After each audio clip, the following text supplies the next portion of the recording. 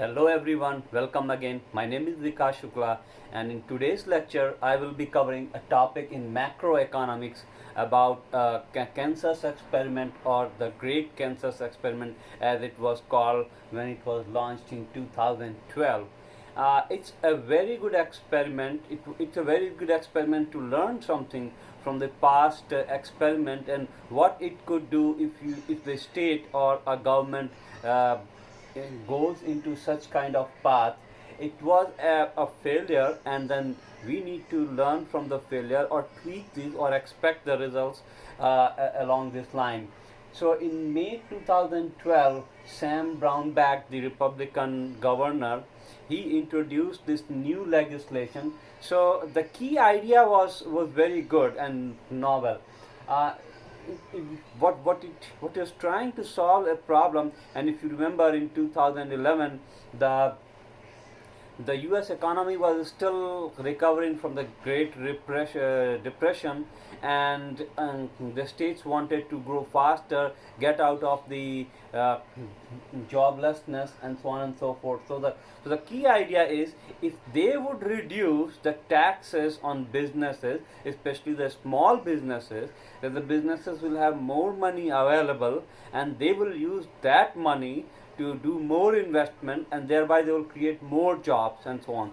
So basically what, and also they try to reduce the income tax, again a good idea, which I personally think was not that bad idea. But and then those, because of those investment and because of those supply side, and that term is very important. When we say supply side, we which is different than this demand side, in which you create a demand, so public go out and buy many things and goods and services, and then businesses automatically are required to fulfill those demand, and that's how the businesses grow.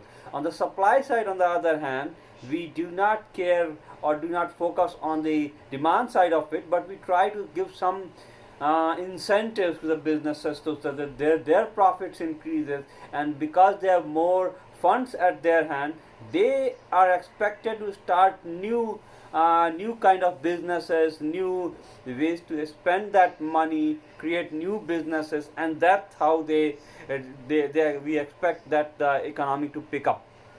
So the supply side of this economy was tried to be fixed, and that was done primarily through something called a pass-through tax elimination.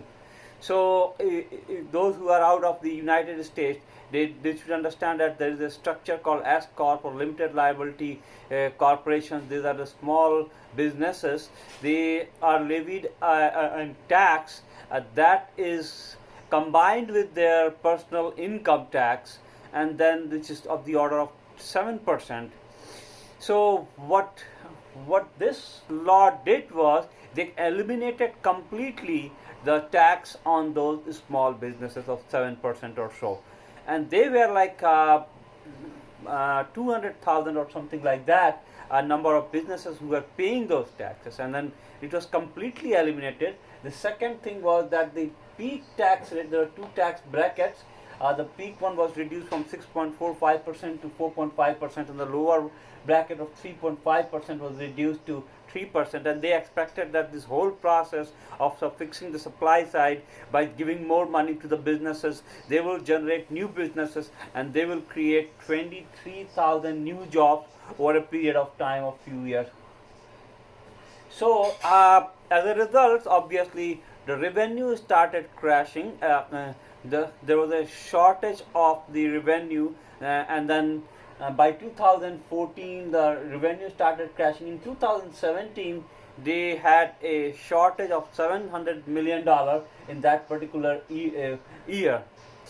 Now, does the government work around with this shortage of this fund? So it started by reducing this expenditure. And how could it do that? So it started with the schools. Were short of funds, so what they did was, they reduced the number of teachers. They started reducing the very essential school jobs. Then the next important thing they started doing was, some of the highway funding was reduced. So that reduced some of the jobs that people were doing. Some of the projects that were funded, the funding was reduced to make for the shortfall in the revenue.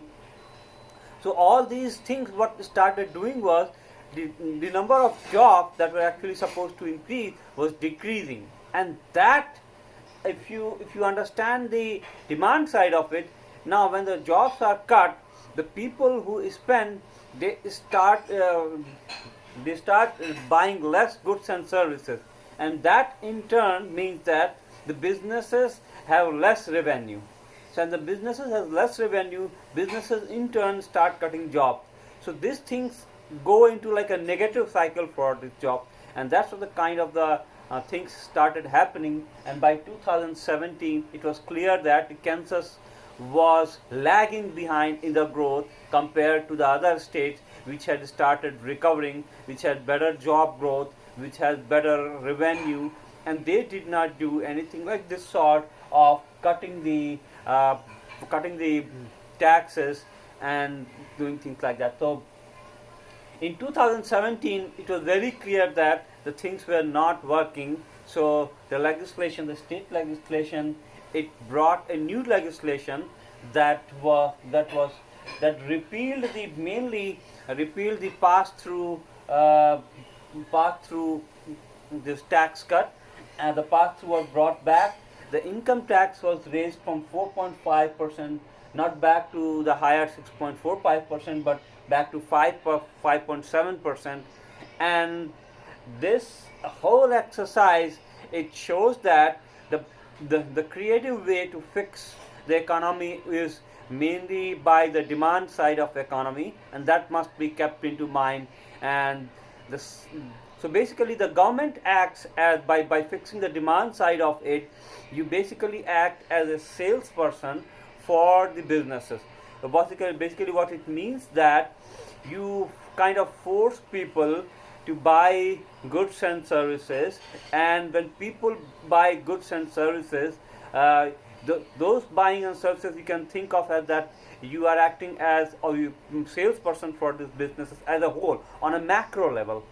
And then when people buy goods and services, businesses automatically see an increase in the demand for their goods and services, and their revenue and profits automatically increase, and they are happy to pay the taxes, and the government use those taxes to actually reroute it to the people, and then that cycle keeps going on. So I hope you like this series in the macro economy, and then I will have more videos like this if you like it.